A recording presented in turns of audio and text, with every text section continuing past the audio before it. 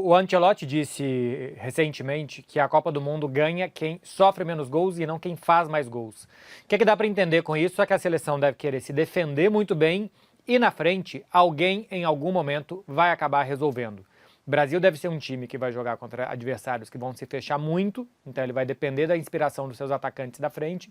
Agora, atrás, o Brasil não pode perder os jogos. Ele vai ganhar o jogo com os atacantes e ele não vai perder os jogos com os defensores. E é por isso que eu imagino o que a gente está vendo aqui na telinha para vocês, que são 4 defensores, 2 meio-campistas, 4 atacantes. É claro que se isso daqui acontece, o Brasil está ferrado. Porque se tem esse espaço aqui entre os meio-campistas e atacantes e entre os meio-campistas e defensores, o Brasil vai perder a maioria dos jogos. Foi assim, num 4-2-4 desses, que o Brasil tomou o 4-1 da Argentina. Quando o Brasil tiver que defender, que esses 2 jogadores aqui, que eles vão defender aqui. E é por isso que Rafinha e Martinelli são tão importantes para a seleção brasileira, porque eles fazem um trabalho defensivo nos seus times e também na seleção, de muita entrega para se juntar Bruno Guimarães e Casemiro no meio-campo. E na hora de atacar, que eles se juntem aqui aos 2 da frente e que o Brasil ataque com esses 4, chegada de 2 jogadores de segunda linha como Bruno e como Casemiro. O time do Brasil, eu acho que começa com Wesley, a Copa do Mundo, por ser um lateral mais construtor. Eu acho que o Brasil, boa parte dos jogos, vai precisar construir mais. Se tivesse Militão, seria Militão. Na ausência dele, eu acho que um lateral que constrói um pouco mais com a bola no pé. E aí eu até acho que contra adversários mais difíceis, que vão atacar mais o Brasil, que vão exigir mais defensivamente, que pode ser à medida que o Ancelotti vai vendo como que tá Ibanhas e outros defensores no treino, que isso daqui possa mudar. Dupla de zaga não tem nenhuma dúvida, e não tem que ter mesmo, porque eles são muito bons, Marquinhos e Magalhães, Alexandro na esquerda, Casemiro e Bruno. O Brasil tem 2 meio-campistas com perfil muito parecido, 2 ótimos destruidores, 2 jogadores de muita boa bola longa. Quando o Brasil quiser linkar muito rapidamente os atacantes, Bruno e Casemiro sabem fazer isso muito rapidamente. Rafinha por um lado, Martinelli do outro, são jogadores de velocidade e de muita movimentação constante desses 2 jogadores. Vini e Matheus Cunha, que aqui eu acho que podem mudar mais de posição. A gente pode ter alguns momentos que o Rafinha venha construir como o Barcelona um pouco mais por dentro, que o Vini abra mais para fazer jogadas de 1 contra 1 pelo lado, e que o Matheus Cunha, que é um atacante que também pode se movimentar bastante, que até pelo corpanzil dele ele fique mais como 9. Por que não jogar com um 9 fixo e jogar com o Matheus Cunha? Porque o Matheus Cunha também pode sair da área e ajudar a armar como meia, para que um outro jogador, Vinícius Júnior, por exemplo, Rafinha também, que faz muitas infiltrações, que possam se aproveitar. Se o Brasil quiser jogar com um 9 fixo e for Igor Thiago, Pedro, enfim, for algum outro jogador que escolher o Carlo Ancelotti, ele não tem tanta essa capacidade de sair e de virar meia como o Matheus Cunha tem. Por isso, o Matheus Cunha é um 9 e também pode ser um 10. O Rafinha é um ponta e também pode ser um armador. O Vini é um atacante de lado e também pode ser um atacante por dentro. Aqui na direita, o Martinelli tem menos margem de fazer esses outros papéis. Pode ser ele, pode ser Luiz Henrique para começar jogando.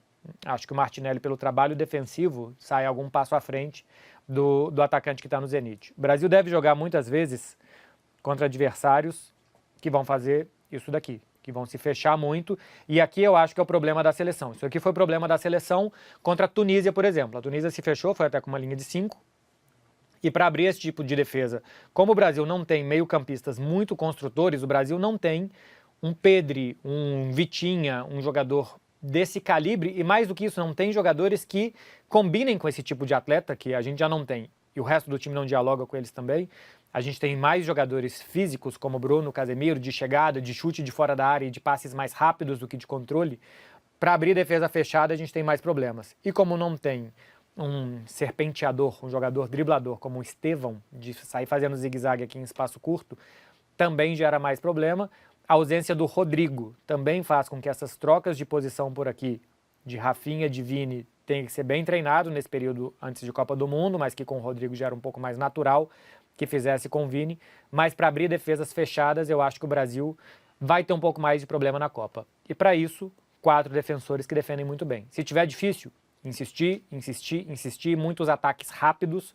A gente vê nos times do Ancelotti que não tem um desejo muito grande por manter a posse de bola por muito tempo, para acabar bem os ataques. O Real Madrid atacava muito rápido contra defesas fechadas, bem diferente de um time de Guardiola, por exemplo, que se precisar tocar a bola 1 milhão de vezes para dar uma finalização, ele faz isso. Então é atacar rápido. Se o adversário quiser sair, você está bem protegido com 4 defensores e 2 meio-campistas que defendem bem, e com atacantes de lado de campo que pressionam muito bem na frente. Vini e Matheus Cunha também podem ajudar, o Matheus também pressiona bem, o Vini normalmente faz isso um pouco menos, no Real Madrid pelo menos, mas se espera que faça na seleção, para que o Brasil recupere a bola o quanto antes, o quanto mais perto do gol do adversário. Quando for jogar contra as seleções melhores, essas seleções vão atacar o Brasil, seleções mais protagonistas. A gente pode ter nas quartas de final um Brasil e Inglaterra, a gente pode ter, se todo mundo de favorito fosse se classificando, mais para semifinais e para final, Argentina, Espanha, França, Alemanha, pode ser que todo mundo vá para o outro lado, isso também é bom para a seleção brasileira. Mas contra a França, por exemplo, que atacou muito o Brasil e que tentava jogar mais no campo do Brasil, o que a gente teve alguns momentos foi o Brasil conseguindo sair de bola longa para Vinícius, de Casemiro para Vinícius, que não aproveitou jogadas por ali. Teve jogada pelo lado direito, que o Rafinha, que estava pela direita naquele momento do jogo, chegou por aqui e fez um cruzamento que não foi bom, mas que ele poderia ter passado para alguém que viesse de segunda linha. Teve jogada que o Brasil recuperou no campo de ataque, que o Matheus Cunha finalizou perto do gol, que o Martinelli finalizou por aqui perto do gol também. A gente já viu nos últimos amistosos da seleção alguma coisa que esse 4-2-4 ou esse 4-4-2, quando o Brasil recuperar a bola, ele tem muitos jogadores para correr bem para frente e para aproveitar essas situações que os adversários podem dar para a seleção brasileira de contra-atacar. E até para isso os ataques rápidos, que o jogo seja um pouco menos de só empurrar o adversário para trás e ficar martelando, mas que o adversário tenha uma falsa sensação de que ele vai sair e vai atacar o Brasil, também pode ser positivo para a seleção brasileira. Vou mostrar algumas outras situações aqui para a gente ver o que os outros convocados e as alternativas que o Ancelotti tem que podem ajudar o Brasil. Por exemplo, por que eu não acredito que os jogadores de meio campo, um Danilo, um Lucas Paquetá, possam entrar nesse time? Porque se a gente vai colocar o Danilo, deixa eu pegar o Danilo por aqui, e colocar ele no lugar do Martinelli, por exemplo, já não funciona o 4-4-2 que o Ancelotti está desenhando. Então a gente já tem que pensar alguma coisa diferente. Se for pensar que o Danilo vai ser um meia, você vai jogar com o Vini por um lado, Rafinha pelo outro e Matheus Cunha, aqui você já precisa de um 9 mais 9 do que o Matheus Cunha. E o Danilo seria um jogador que daria mais consistência para meio campo, mas ele também não é esse armador, ele chega de segunda linha para finalizar, mas ele não é um cara de pegar aqui e de achar um espaço curto para passar. Ele não é um 10, ele é um 8. Então aqui você poderia ter Danilo e Bruno Guimarães assim, mas esses três não formam um triângulo de muita combinação de jogadas. Então acho que é pouco provável que vai virar um 4-3-3, que você vai precisar mexer nessa peça, você vai deixar Vini e Rafinha mais longe dos seus companheiros e você não vai ter muita armação com esses jogadores. Você pode ter, no lugar do Danilo, o Lucas Paquetá, que faz um pouco mais esse papel de 10, e a gente viu contra o Japão, que jogou Paquetá, tinha jogado naquela ocasião o Luiz Henrique, o Vini e o Martinelli tinha sido outro atacante, se eu não estou enganado. Contra o Japão, o Brasil jogou assim, com o Paquetá voltando um pouquinho aqui. E esse aqui foi o do meio para frente, esse daqui foi o time. E pode ser alguma coisa que pense em fazer o Ancelotti. Você tem um meia a mais, mas que se aproxima muito desses atacantes. Um dos gols é o Paquetá, que faz uma jogada com o Bruno Guimarães aqui e tem um passe para o PH chegar finalizando, primeiro gol do Brasil. O segundo gol do Brasil é uma jogada que o Paquetá vem por aqui e que o Vini encosta nesse zagueiro e o Paquetá dá um passe para o Martinelli aproveitar aqui para fazer o gol. Então você pode ter um meia a mais para fazer esse tipo de jogada, mas eu acho que não é o plano A. E para o plano B o Brasil não tem muitas peças, talvez o Lucas Paquetá seja a melhor peça para fazer isso daqui. Outras opções que tem para colocar em campo, eu só quero reconfigurar o time aqui porque saiu muito do plano inicial. Colocar Rafinha, Martinelli, Vini, tirar Paquetá e vou colocar aqui um Igor Thiago para que seria um plano B do Brasil, por exemplo. Se as coisas não estiverem indo bem, não tem mais nada o que fazer, deu tudo errado, Igor Thiago. E por que eu acho que o Igor Thiago é uma boa opção? Porque ele é um jogador de trombar, de buscar a segunda bola e de oferecer a segunda bola para alguém. Isso daqui vai ser quando o adversário estiver se fechando assim, 1-0 para os caras, 35-40 do segundo tempo. E como é que você entra nessa defesa? Muito difícil. A partir daqui é desistir de tudo, é um plano B ou um plano C, coloca um grandalhão lá na frente, chega muita gente perto dele, que essa bola caia para alguém de amarelo aqui perto. Assim o Brasil ganhou a Copa América de 2004, né? Tinha mais nada o que fazer, 49 do segundo tempo, manda para a área, vamos ver. Caiu no pé do Adriano, pimba, gol, foi para os pênaltis. O Brasil ganhou aquele jogo. Então acho que o Igor Thiago é a melhor opção para o desespero, para um desespero descontrolado. A hora que não tiver mais nada o que fazer, é um 9 lá na frente para tentar gerar um rebote, que seja para ele, que seja para outro, que essa bola caia no pé de alguém para finalizar. Quando o Brasil tiver que abrir defesas do adversário e precisar de um jogador mais explosivo de movimentação, aí eu acho que a gente tem uma outra opção, que é o Endrick. O Endrick pode jogar de lado de campo. Tira o Martinelli aqui, coloca... Não sei, colocar Matheus Cunha. A gente pode ter Vini e Matheus Cunha por dentro, Rafinha de um lado, Endrick do outro. O Endrick é um cara que vai arrastar mais a defesa adversária, que vai com a força física tentar chegar, e perto da área, que ele tem muito chute, ele tem presença de área, ele sabe onde que a bola vai cair, tem toda essa estrela. O Luiz Henrique, por exemplo, tá por aqui em algum lugar o Luiz Henrique. O Luiz Henrique tem algo parecido do Endrick, mas é mais lado de campo, menos dentro da área e mais nessa zona por aqui. Seria mais ou menos isso aqui, ó.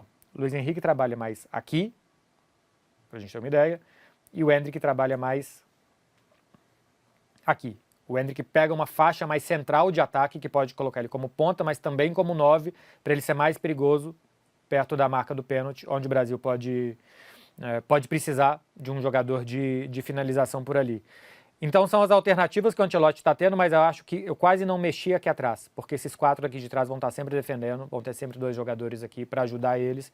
E para chegar, como a gente viu em amistosos recentes, Bruno e Casemiro chegando para ajudar em passes ou em finalização de perto da área, mas é especialmente ver o que ele tem no ataque aqui para mexer e para poder fazer algo de diferente. Não acredito que vai colocar um terceiro jogador de meio campo, como eu expliquei, e as diferenças de Endrick e de Luiz Henrique são essas. Só um último ponto aqui, que é a presença do Wesley na lateral direita. Eu já digo que não me convence, eu inclusive não fui convencido nos jogos que ele participou. Acho que ele foi muito mal contra a Tunísia, foi especialmente mal contra a Tunísia.